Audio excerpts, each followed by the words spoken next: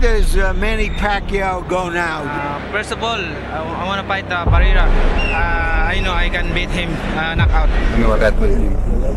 He says with all his talk about how he's going to knock me out and all the things he's been saying, he said tell him to get himself prepared well, because after this fight he'll be dreaming of Marco Antonio Barrera. The year is 2003.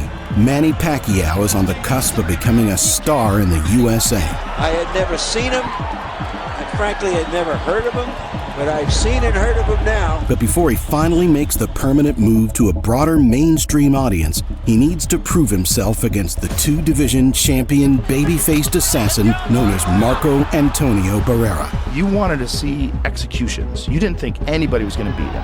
Everybody he fought looked like they were about to die. With 13 title defenses at the super bantamweight division, amidst just a couple of losses and a newfound demolition of the featherweight division with some of his greatest wins, it seems Pacquiao's in against his roughest and toughest opponent yet.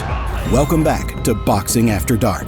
Tonight, it's another in a long line of memorable bouts from Pac-Man that we will be witnessing in a battle where, although his fundamentals were in a state of growth and his experience at the top was still relatively green, his mean streak behind his happy smile was at its strongest, and his hunger for greatness was larger than butter beans for knockouts and nourishment. Let's get into it.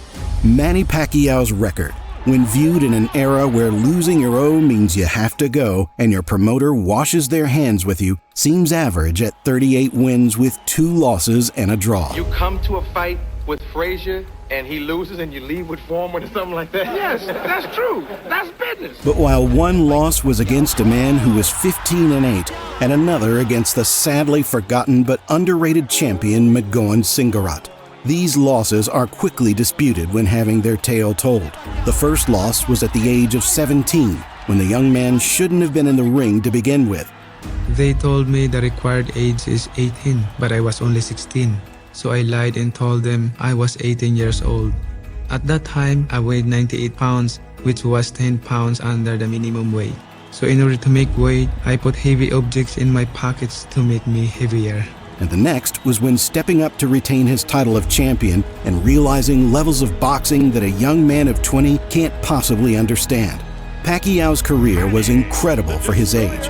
At 24, he was already a two-weight world champion and now fighting the experienced Barrera for a third, and his influence all over Asia as a small yet lovable fighter helped an entire continent appreciate a sport that hadn't seen much spotlight since Gabriel Elorde over 30 years prior.